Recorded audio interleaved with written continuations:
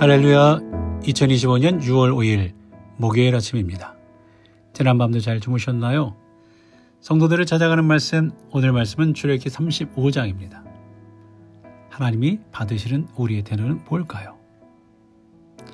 우리는 실패한 이후에 다시 기회를 얻는 것이 얼마나 큰 은혜인지 때때로 잊고 살아갑니다.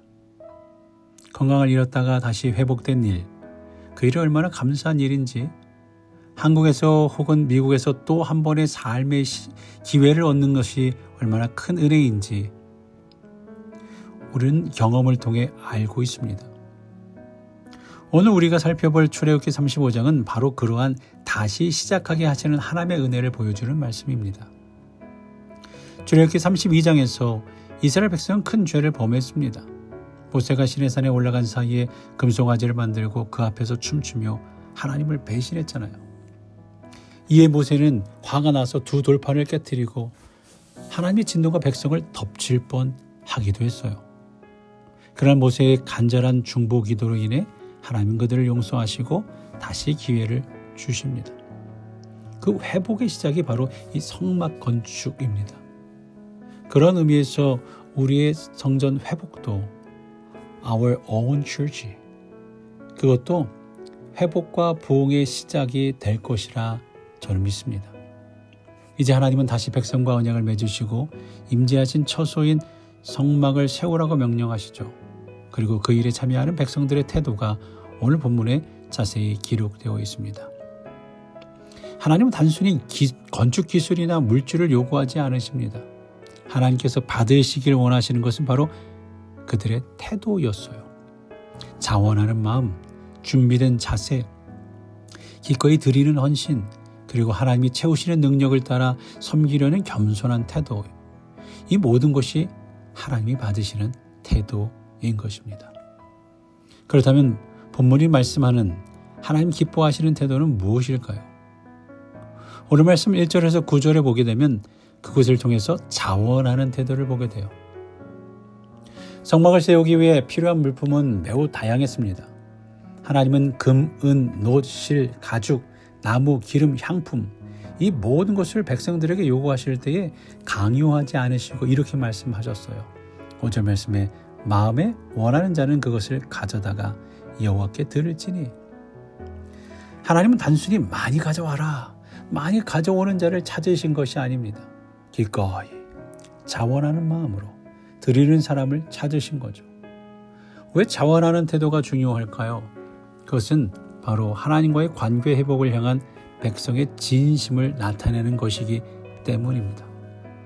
단순히 물질을 많이 내는 사람이 아니라 기꺼이 드리는 사람을 통해, 헌신하는 사람을 통해 하나님의 성막이 세워졌어요. 하나님의 역사가 일어났던 것이죠. 이 장면은 우리 신앙생활의 중요한 원리를 보여줍니다. 하나님은 우리의 외적인 행동보다 내면의 태도, 즉 자발성과 진심을 중요하게 보신다는 말씀이죠. 헌금, 예배, 봉사, 찬양, 심지어 작은 기도 하나도 억지나 의무감에서 나온 것이 아니라 기꺼이 자원하는 마음으로 드려질 때 하나님께 향기로운 제사가 될 줄로 믿습니다. 억지로, 습관적으로, 혹은 눈치 때문에 드려진 것이 아니라 훈련을 위해 그렇게 할 때도 있겠지만 결국 하나님을 향한 감사와 사랑으로 자원하는 마음으로 드릴 때 하나님이 기뻐 받으시는 줄로 믿습니다. 그리고 10절에서 19절에 보게 되면 준비한 태도, 그 자세가 있죠. 성막은 단순한 천막이 아니었습니다. 그것은 하나님의 임재를 상징하고 예배의 중심이 되는 거룩한 공간이었어요. 그 안에 회막, 번제단, 등잔대, 향단, 언약궤, 제사장의 옷 등등 복합적인 구조와 세밀한 공정이 포함되어 있었죠. 그러기에 하나님은 단순한 열정만이 아니라 실제적인 기술과 지혜, 준비된 자들을 통해 성막을 세우시길 원하셨어요. 그래서 10절에 이렇게 말씀하죠. 무릇 너희 중에 마음이 지혜로운 자는 와서 여호와께서 명하신 것을 다 만들지니. 하나님은 단순히 할 수 있는 사람이 아니라 준비된 사람을 찾으신 거죠. 광야라는 척박한 환경 속에서 이스라엘 백성들은 각자의 일상을 통해 손재주를 익히고 기술을 다듬고 삶을 통해 자신을 준비시켜 왔습니다. 이들이 했던 일은 어쩌면 당시에는 단순한 생계수단이었을 것이에요. 생계수단이었겠죠. 나무를 깎고 천을 짜고 실을 엮고 향품을 다루고 금속을 다루는 일들이 매일 반복되었지만 바로 그 삶의 현장에서 준비된 이들의 손이 하나님의 거룩한 일을 감당하는 도구가 되었다라는 말입니다. 우리도 마찬가지죠. 앞으로 교회를 준비하는 모든 일들 속에 그 과정 속에 우리가 이민의 삶에 겪고 생활 전선에서 겪었던 많은 경험들이 실질적으로 하나님이 우리를 위해 계획하신 일들 속에 교회의 앞날을 위해 하나님의 뜻에 맞게 준비된 분들이 되시기를 간절히 기도합니다. 그러고 나서 20절과 29절에 기꺼이 드리는 태도를 보게 됩니다. 이제 백성들의 마음의 태도가 실제 행동으로 나타나는데요. 20절 이하에 보면 이스라엘 백성들은 하나님의 말씀을 듣고 각자의 자리를 떠나 마음이 감동된 모든 자들이 줄지어 나옵니다. 그들은 남녀노소를 막론하고 자신의 가진 것을 아낌없이 기쁨으로 드렸어요. 마음이 감동된 모든 자와 자원하는 모든 자가 와서 회막을 짓는 모든 일과 그것에 쓰는 모든 것을 위하여 예물을 가져왔으니 하나님은 백성의 기꺼이 드리는 그 모습을 보셨어요. 특히 여인들은 손수 실을 잣고 옷감을 만들고 사람들이 자기의 패물이나 은, 놋을 기쁜 마음으로 드렸습니다. 이들은 광야에서 유목민으로 살아가던 자들이었고 가진 것이 풍족하지 않았어요. 그러나 부족했지만 그 중에 기쁨으로 하나님께 드린 겁니다. 그들의 태도는 기쁨과 감동으로 비롯된 것이었죠. 이것이 참된 헌신이라는 거예요. 하나님은 우리의 드림 자체보단 그 드림의 태도, 즉 기꺼이 하는 것을 보신 것입니다. 예수님께서 성전 헌금함 앞에 앉으셔서 사람들이 헌금하는 모습을 보실 때 부자들은 많은 돈을 넣었지만 한 과부는 겨우 2렙돈, 가장 작은 동전 2닙을 드렸어요. 예수님은 그때 말씀하셨죠. 그들은 다 그 풍족한 중에 넣었거니와 이 과부는 그 궁핍함 중에서 자기의 모든 소유 곧 생활비 전부를 넣었느니라 하시니라. 이 과부가 드린 것은 액수가 아니라 기꺼운 마음, 기꺼이 드린 마음, 하나님을 향한 신뢰였어요. 이와 같이 하나님은 우리의 물질보다 마음의 중심을 보시는 거예요. 교회 헌신도 마찬가지입니다. 시간, 재능, 물질을 드릴 때 중요한 것은 얼마나가 아니라 어떤 마음으로 드리는가 이거죠. 직분이나 사역도 마찬가지입니다. 억지로 맡아서 하는 것이 아니라 하나님을 사랑하고 감동된 마음에서 나오는 헌신이 하나님께 영광이 되는 줄로 믿습니다. 자녀가 부모를 향해 기쁨으로 돕고자 하는 마음과 억지로 하는 모습은 분명 다릅니다. 우리 헌신도 그렇죠. 억지로 하는 헌신은 부담이 되지만 기꺼이 하는 헌신은 은혜가 됩니다. 이처럼 기꺼이 드리는 마음이 있을 때 하나님은 그 헌신을 통해 공동체를 세워가십니다. 그리고 이어서 하나님은 이 헌신의 물결을 구체적인 리더십과 사역의 능력으로 이어가시는 거죠. 그 이후에 30절과 35절에 하나님이 세우시는 사람, 하나님이 채우신 능력을 보게 되는데요. 하나님은 준비된 헌신과 기꺼운 마음 위에 구체적인 사역의 리더들을 세웁니다.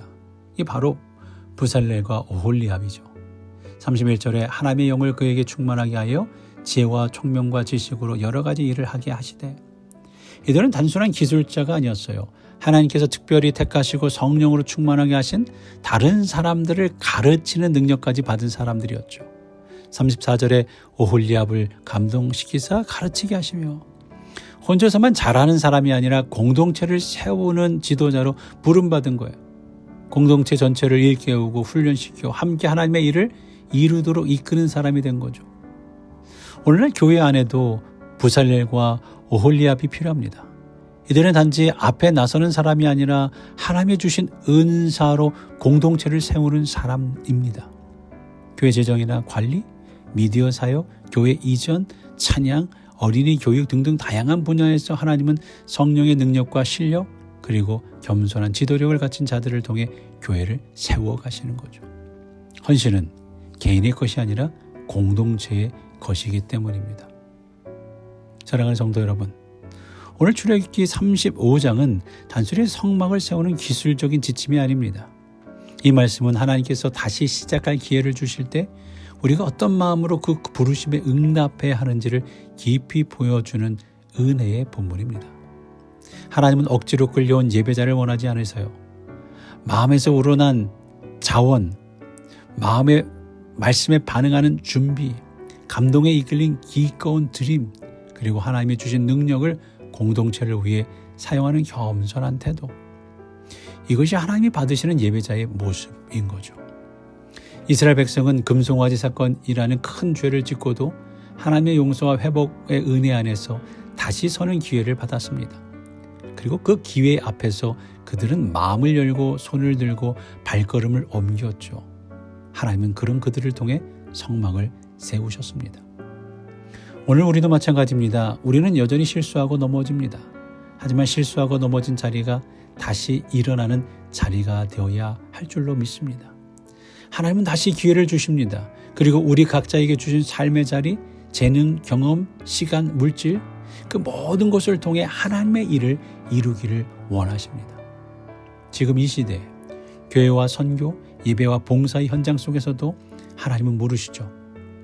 누가 나를 위해 갈고, 그 부르심에 우리가 기꺼이 준비된 마음으로 감동된 태도로 응답한다면 하나님은 우리를 통해 하나님의 처소를, 하나님의 영광을 이 미네소타 땅 가운데 세워 가실 줄로 믿습니다. 그러므로 사랑하는 성도 여러분, 하나님 앞에서 우리가 누구인지를 다시 기억하시기 바랍니다. 하나님의 부르심에 순종하는 자, 하나님의 기뻐 받으시는 자, 그리고 그분의 일에 동참하는 자로 설 수 있기를 바랍니다. 하나님의 성막 같은 교회를 함께 세워가는 동역자가 되시기를 우리를 사랑하시는 예수 그리스도의 이름으로 간절히 축원합니다. 기도합니다. 사랑과 은혜가 풍성하신 하나님 아버지, 오늘도 우리를 말씀 앞에 세우시고 다시 한번 하나님의 일에 동참할 수 있는 은혜를 주셔서 감사합니다. 과거에 우리가 연약하고 실패했을지라도 주님은 다시 기회를 주시는 분이심을 믿습니다. 하나님, 우리도 이스라엘 백성처럼 자원하는 마음으로, 기쁜 마음으로 주님의 일에 동참하게 하옵소서. 우리에게 주신 지혜와 권능, 경험을 헛되이 흘려보내지 않게 하시고 성령으로 충만하게 하셔서 당신의 몸된 교회를 세우는 일에 귀하게 쓰임받게 하여 주옵소서. 억지로나 형식이 아니라 사랑으로 헌신하고 기쁨으로 드리며 믿음으로 준비하게 하여 주옵소서.